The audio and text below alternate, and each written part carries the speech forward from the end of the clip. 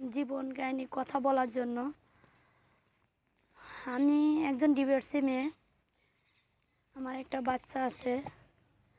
তো প্রথমেই বলি, আমার একটা বাচ্চা আছে, এটার জন্য আমি কোথাও স্থান পাচ্ছি না, বাবা মা গ্রহণ করতে আসে না, জামাইও ফালাই রেখে গেছে, জামাইও ভালো না, ঠিক মতো খাওয়ান পরন দেয় না। তো আমি চাইতাছি যে এমন কোনো ছেলে বা এমন কোনো ব্যক্তি যদি থাকে যে আমাকে বিয়ে করবো, আমার বাচ্চা সহকারে গ্রহণ করব, যদি পাইতাম তাহলে বিয়ে করতাম। পরিবারে কে কে আছে?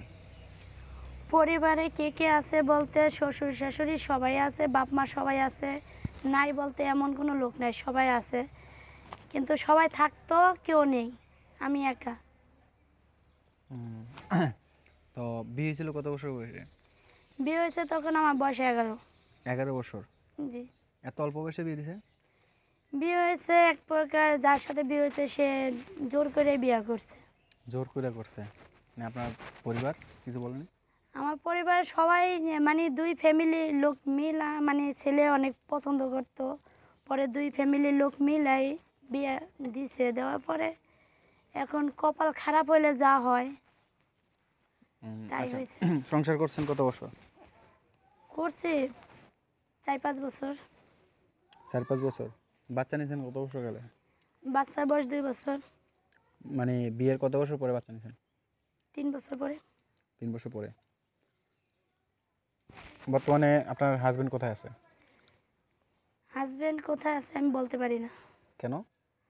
কারণ আমার সাথে সংসার করা অবস্থায় অন্য অন্য মেয়েদের সাথে তার অনেক সম্পর্ক ছিল, পরকীয়া করতো, তারপরে জুয়া খেলতো, বিভিন্ন তার নেশা পেশা ছিল। লাস্ট টাইমে সে আমাকে একবারে ফেলে রেখে চলে গেছে। তাই? জি।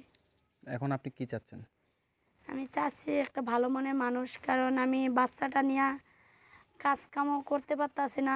মনে করেন চাকরি করব, চাকরি করতে পারতাছি না, বাসা বাড়িতে 2-1টা কাজ করি, তা প্রতিদিন তো করতে পারি না। বাচ্চা নিয়ে তো আর প্রতিদিন কাজ করা সম্ভব না, সব বাসায় কাজ করা সম্ভব না।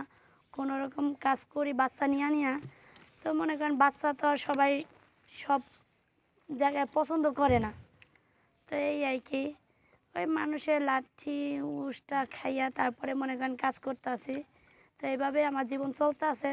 তো এইভাবে আর কতদিন, এইভাবে তো আর জীবন চলে না। আমার বাচ্চারও তো একটা ভবিষ্যৎ আছে, আমারও তো পুরো লাইফ আছে, লাইফটা তো কাটাতে হবে।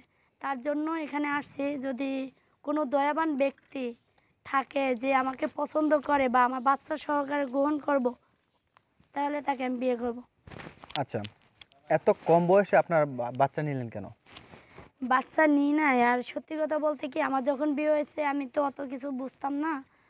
তো যাই হোক, ভুলে ভালে একটা বাচ্চা হয়ে গেছে। এখন আমি মা, আমি তো আর ফালাইতে পারবো না। ছেলেরা তো ফালাই দিতে পারে, তাদের তো মনে করেন মায়া দয়া বলতে কোনো কিছু নাই। কিন্তু আমি মা, আমি জন্ম দিচ্ছি, আমি কই ফালাবো বলেন?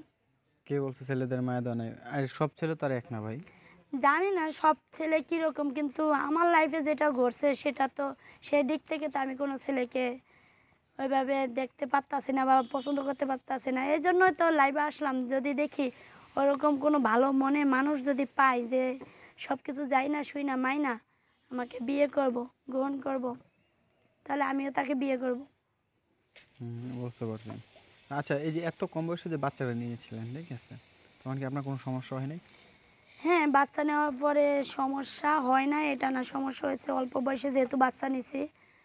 তো মনে করেন মাঝে বাচ্চা নেওয়ার পরে মাঝে মধ্যে পেটে ব্যথা করতো, ডাক্তার দেখাইছি। তো এই জন্য বললো যে অল্প বয়সে বাচ্চা নিচ্ছে, এই কারণে এই সমস্যাটা দেখা দিছে। কারণ অল্প বয়সে বাচ্চা নেওয়া ঠিক না, অল্প বয়সে বিয়ে হয়েছে।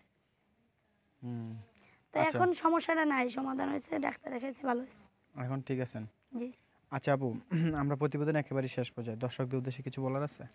দর্শকের উদ্দেশ্যে কিছু বলার আছে বলতে, দর্শকের উদ্দেশ্যে এটাই বলার যে আমার মতো মেয়েদের যদি আপনারা সাহায্য করেন বা আমাদের মতো মেয়েদের পাশে দাঁড়ান, তাহলে আমি মনে করব আমার মতো আরও অনেক মেয়ে আছে, তাদের কোনো সমস্যা হবে না। তারাও মনে করেন একটা সংসার খুঁজে পাইব বা হুম। মনে মনে করেন তারা সুন্দরভাবে বাচ্চা নিয়ে সুখে শান্তিতে সংসার করতে পারবে।